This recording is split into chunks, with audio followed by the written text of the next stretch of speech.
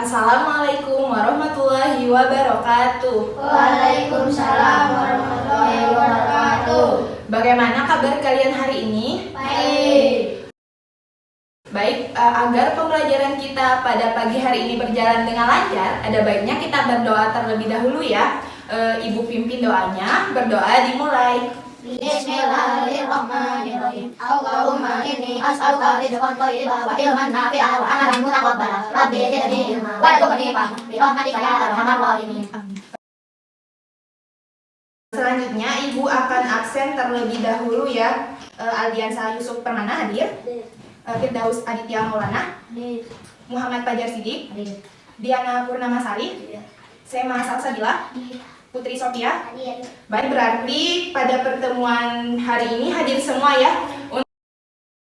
Untuk selanjutnya kita akan menyanyikan lagu nasional untuk mengenang jasa para pahlawan. Lagu Halo Halo Bandung pada hafal gak?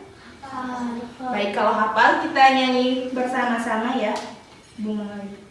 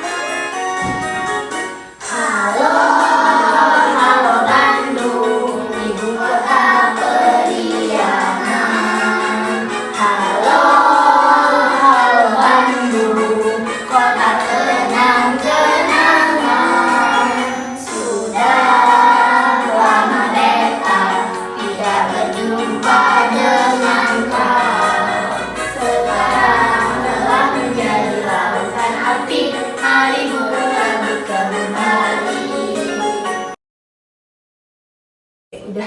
Nah, untuk selanjutnya tadi udah absen, terus udah nyanyi juga. Ada yang tahu gak hari ini kita mau belajar apa? Tidak. Nah, jadi hari ini kita akan belajar tentang teks eksposisi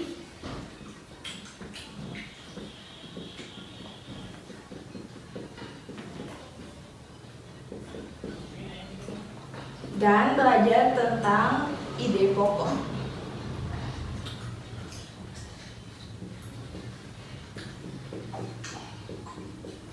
Sebelum masuk ke pembelajaran, Ibu akan menjelaskan tujuan pembelajaran kita pada pertemuan kali ini. Yang pertama, peserta didik menunjukkan perilaku tanggung jawab dalam menanggapi ide pokok dalam paragraf eksposisi. Kemudian, peserta didik juga menunjukkan perilaku santun dalam menanggapi hal-hal atau kejadian. Dan yang selanjutnya, diberikan teks paragraf eksposisi, peserta didik dapat mengidentifikasi ide pokok paragraf eksposisi. Nah, kalian tahu gak apa itu teks eksposisi? Tidak. Jadi, teks eksposisi itu merupakan teks yang jenis teks non-fiksi yang berisi tentang penjelasan dari suatu informasi atau pengetahuan. Teks eksposisi ini ditulis berdasarkan data yang diperoleh berdasarkan fakta-fakta yang benar-benar terjadi. Teks ini menyajikan informasi dengan padat, jelas, singkat, dan tentunya dengan akurat. Informasi yang disajikan dalam teks eksposisi harus sesuai dengan 5W plus 1H. Kalian tahu gak apa 5W plus 1H itu? Tidak. Gak pernah dengar? Jadi 5W. W 5 plus 1. W-nya ada 5. Hanya 1. Untuk W pertama itu adalah watt. Ada yang tahu gak watt itu apa? Ya, benar. Jadi watt itu artinya apa? Kemudian W yang kedua yaitu kalau W tahu gak apa? W itu artinya siapa. Terus untuk W yang ketiga, where. Kalau where artinya di mana. Terus untuk W yang keempat yaitu when. When artinya kapan. Dan yang kelima yaitu why. Why artinya mengapa, dan H-nya yaitu how. How artinya bagaimana. Nah, jadi teks eksposisi ini harus mengandung 5W plus 1H. W yang pertama yaitu what, artinya yaitu Apa? W yang kedua who, artinya salah. Who artinya siapa. W yang ketiga yaitu where artinya di mana. Terus W yang keempat yaitu when, artinya kapan. Dan W yang kelima yaitu salah, mengapa. How-nya yaitu bagaimana. Ulang satu kali lagi, siapa yang bisa jawab nanti Ibu kasih ribet. Setuju gak? Untuk kita acak ya. W yang ketiga where apa? Di mana? Oke, benar, kamu dapat permen. Selanjutnya yaitu kayu apa? Siapa? Benar. Untuk selanjutnya when itu cluenya menanyakan waktu. Kalau waktu itu gimana? Kapan? Di mana? Kapan? Benar, Putri, kamu dapat. Benar, semuanya dapat. Terus how? Berarti what? Apa? Satu lagi berarti why. Ayo, why apa? Gak ada kamu. Ini masih sisa dulu. Kenapa? Kapan? Salah. Apa yang? Why itu artinya mengapa. Jadi ini gak ada ya? Ini bagi. Nah, selanjutnya kan tadi kita udah belajar tentang teks eksposisi, kemudian kita akan belajar tentang ide pokok. Jadi ide pokok itu sebelum ke ide pokok kita akan cari tahu dulu tujuan teks eksposisi. Jadi teks eksposisi ini memiliki tujuan untuk memberikan penjelasan atau uraian mengenai suatu ide, pokok pikiran, paragraf, informasi maupun pengetahuan kepada pembaca. Nah, kan teks eksposisi ini berisi ide pokok. Jadi otomatis kita harus tahu ide pokok itu apa. Jadi ide pokok atau pokok pikiran itu merupakan inti atau dasar permasalahan dari suatu teks. Letak pokok pikiran atau bisa disebut gagasan utama dalam sebuah paragraf biasanya berada pada posisi awal paragraf. Tahu gak posisi awal paragraf itu yang mana? Yang mana? Yang atas, benar. Terus, dan bisa juga di akhir paragraf. Kalau akhir yang mana? Gagasan utama atau ide pokok yang terletak di awal kita beri nama yaitu paragraf deduktif, dan ide pokok yang terletak di akhir paragraf disebut dengan paragraf induktif. Jadi kalau ide pokok yang terletak di awal itu disebut paragraf apa? Induktif atau deduktif? Kalau yang di akhir berarti? Oke, bagus. Nah, kan kita tadi udah belajar tentang teks eksposisi, kemudian belajar tentang ide pokok. Selanjutnya kita akan lihat bersama-sama video pembelajaran tentang contoh teks eksposisi. Simak baik-baik ya. Kalau udah kelihatan boleh lebih lanjut.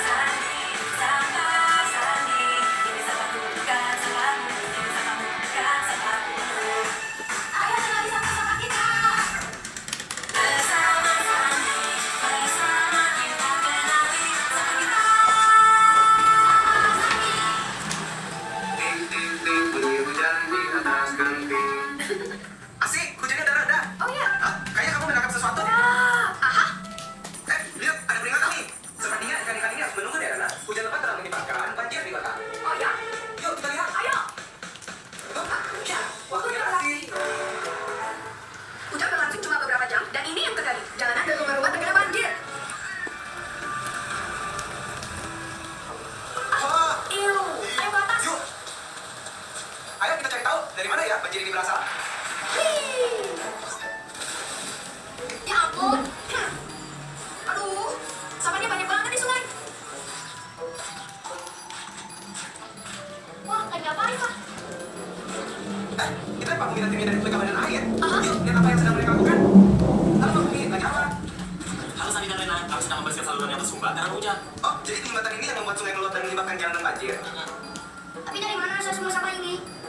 Semuanya ini berasal dari orang yang buang sampah sembarangan di jalan, selokan, dan sungai. Oh, kok gitu sih? Ya, ih, bau banget. Kalian tahu gak sih kalau Indonesia itu punya 200.000 ton sampah yang mengalir dari sungai ke laut? Beratnya sama kayak 40.000 ekor gajah Asia. Wow. Sandi, gimana cara kita bantu Pak Bumi dan timnya supaya sampah tidak sampai ke laut dan tidak menyebabkan banjir lagi? Pak Bumi dan timnya sedang berusaha keras untuk menjaga kebersihan sungai. Apa yang bisa kami bantu ya, Pak? Jangan menyapu lalu membuang sampah ke saluran air. Kita harus selalu membuang sampah sesuai dengan tempatnya dan mengatur untuk mengurangi kerumunan sampah di tempat pembuangan sampah. Jangan pernah membuang sampah berhubungan besar ke sungai. Kalian dapat menghubungi bank sampah terdekat untuk mengambil sampah tersebut. Nah, ajak semuanya untuk mengikuti Hari Bersih Indonesia. Lalu, ikuti juga acara tes bersih di lingkunganmu. Misi kita untuk menciptakan kebersihan dapat tercapai kalau kita melakukan bersama. Terima kasih, Pak, untuk saran-sarannya. Terima kasih semua atas kerja kerasnya. Bagus. Terima kasih Sandi dan Raina. Wah, pagi ini seru. Ingat ya teman-teman, sungai bukan tempat sampah. Kalau kita lebih berdakwah dan memperhatikan lingkungan sekitar, alam akan memberikan apa yang kita butuhkan. Nah, sekarang kita bisa mancing ikan lagi nih, Renan. Dulu, yang ini nyala tuh.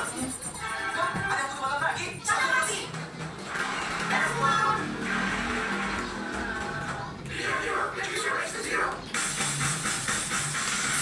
Baik, nah tadi kita sudah menonton dan menyimak bersama-sama video tentang contoh teks eksposisi.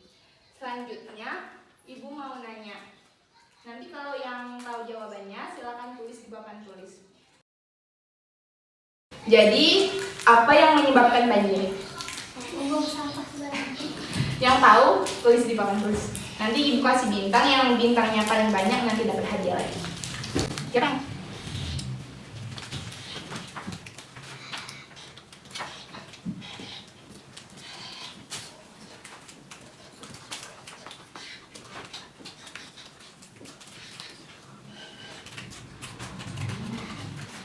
Terus tadi kan dijelasin 200 ton sampah di Indonesia itu sama dengan berapa ekor gajah tadi? Tapi gimana dapat? Aduh.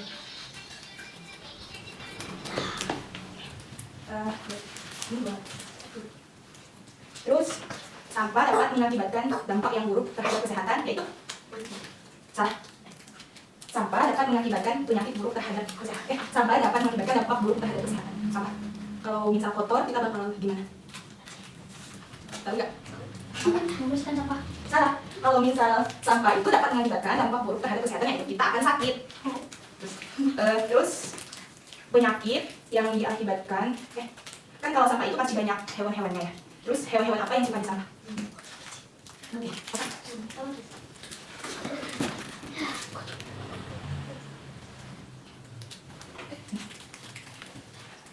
Terus sampah itu pengelompokannya dibagi menjadi dua, yaitu sampah titik dan titik. Organik. Sama? Organik. Terus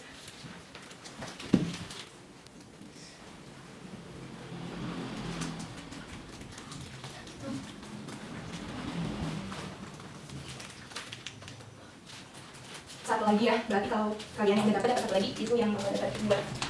Bagaimana cara agar tidak jadi banjir? Membesarkan sampah.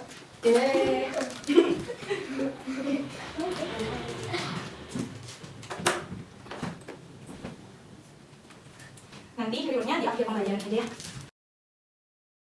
Nah, selanjutnya kita akan membaca bersama-sama tentang teks eksposisi, yaitu dampak lingkungan kotor dan polusi udara.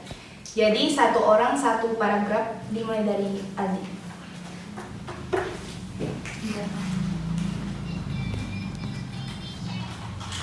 Baca satu orangnya satu. Permasalahan mengenai sampah merupakan hal sangat membutuhkan perhatian khusus karena sampah menjadi persoalan nasional. Kegagalan dalam pengelolaan sampah berimbas pada menurunnya kualitas kesehatan warga dan merusak keindahan kota.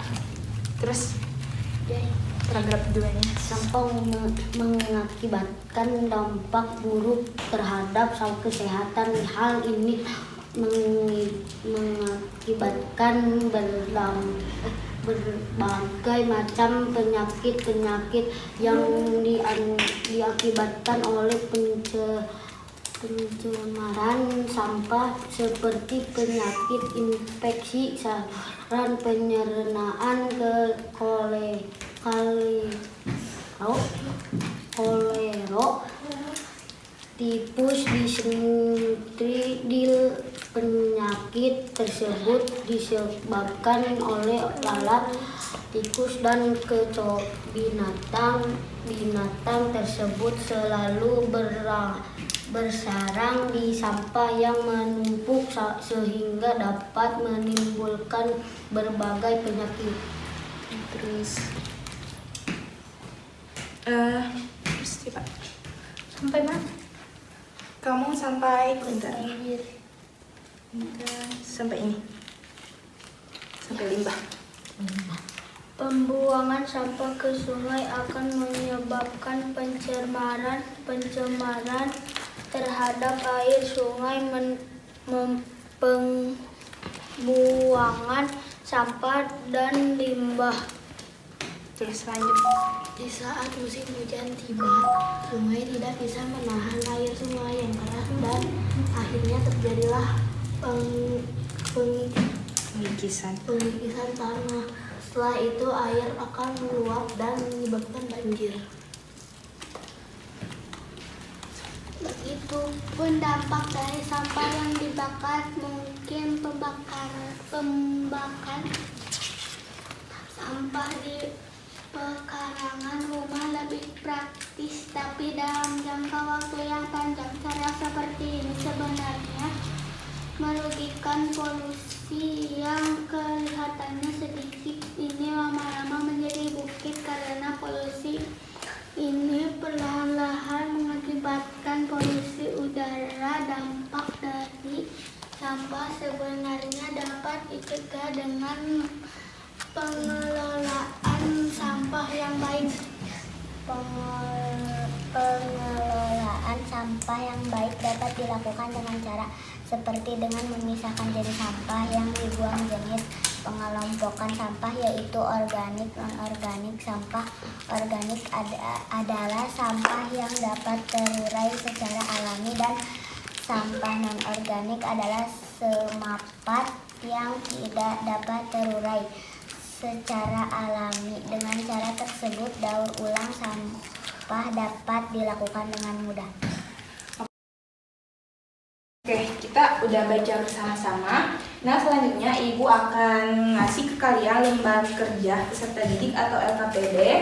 Di sini perintahnya kalian disuruh menentukan ide pokok dari setiap paragraf ini. Jadi paragraf 1 ide pokok, begitu seterusnya. Jadi terdapat 5 ide pokok. Apakah paham? Paham. Oke, baik.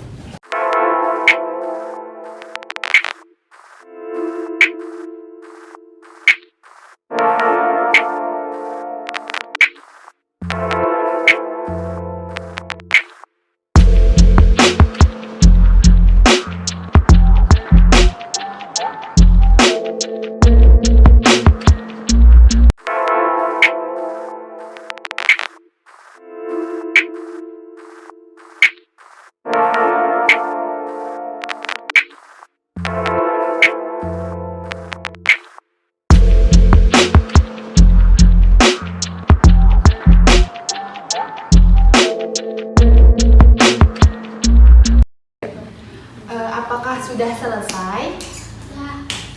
Nah, kalau sudah selesai, Ibu minta 2 orang, 1 cewek, 1 cowok buat bacain hasil kerjanya ke depan. Ceweknya mau siapa?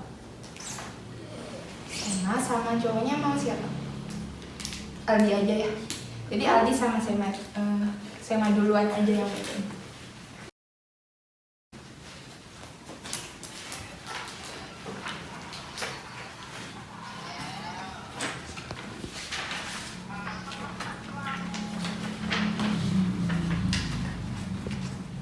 Kegagalan dalam pengelolaan berimbas pada menurunnya kualitas kesehatan warga dan merusak keindahan kota. Oke, baik. Nah, untuk cowoknya Aldi. Yang penting sama.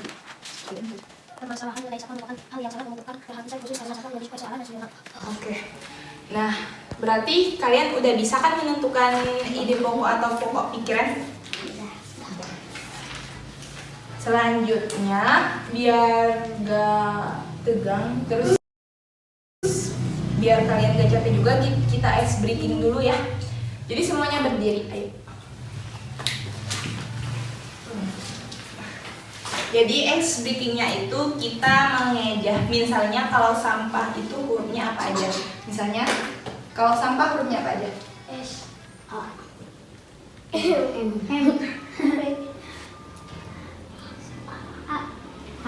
Kayak gitu ya.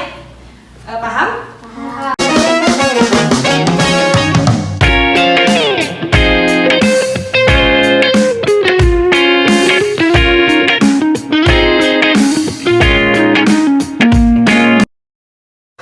Selanjutnya untuk tugas kedua, Ibu udah nyiapin Google Form yang udah Ibu kirim di grup WA. Silakan kalian cek.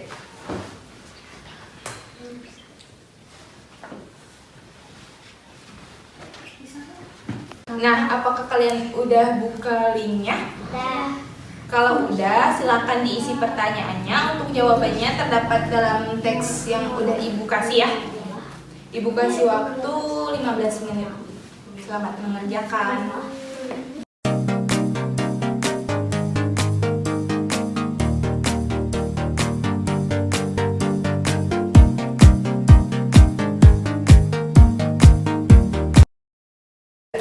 Nah, berarti kita sudah belajar tentang teks eksposisi, kemudian tentang ide pokok, terus tadi udah ngisi ngisi pertanyaan juga.